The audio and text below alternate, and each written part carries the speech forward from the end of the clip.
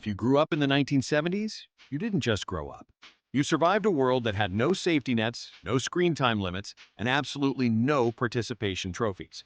And that made you one of the most psychologically resilient generations to ever walk this earth. The 1970s were not glamorous. No internet, no mobile phones, no instant answers. Just you, your neighborhood, your instincts, and the streetlights telling you when to come home. But here's what's fascinating.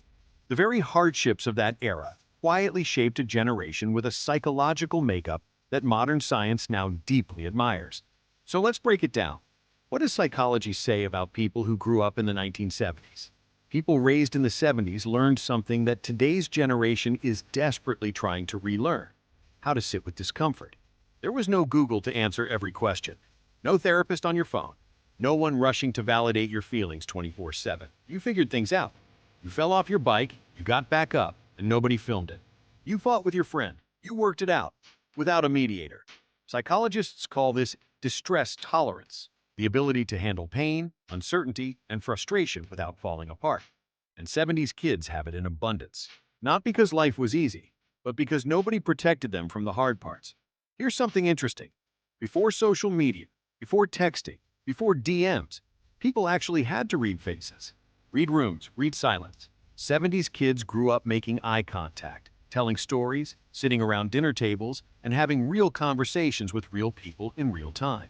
This built something psychology calls interpersonal attunement, a deep sensitivity to other people's emotions, body language, and unspoken feelings.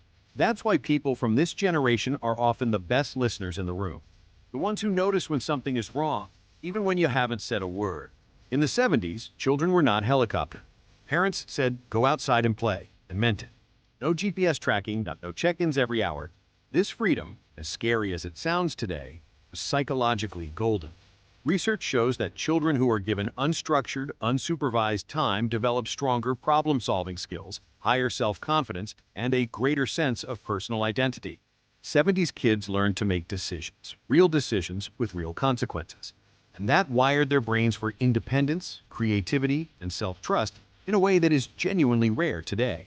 Now here's the shadow side, and psychology doesn't ignore it. The 70s were also an era where emotions were not always welcome. "Stop crying, man up. Don't be so sensitive." These were common phrases. Many people from this generation grew up learning to suppress rather than express, to perform strength rather than acknowledge vulnerability. Psychologists call this emotional avoidance, and it can lead to difficulty in relationships, trouble asking for help, or carrying silent burdens for years. But here's what's powerful. Many 70s adults, as they've aged, have done the inner work. They've unlearned the silence, and the emotional depth they now carry is remarkable, because it was hard-earned. People from the 70s tend to value loyalty deeply, in friendships, in work, in love. Why? Because their world moved slower. Relationships were built over years, not weeks. Trust was earned, not assumed. This created a psychological trait called long-term relational investment, the ability to stay committed, to work through difficulty, and to choose people intentionally. In a world of instant connection and easy disconnection, this is quietly one of the most powerful traits a person can have. If you grew up in the 1970s, understand this. You were shaped by limitation, and you became limitless. You were raised without answers, and you became resourceful. You were given freedom, and you learned responsibility.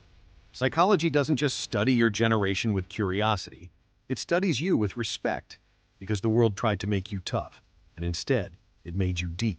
Follow this channel for psychology content that doesn't just inform you, it helps you understand yourself. Drop a comment below. Does this sound like someone you know?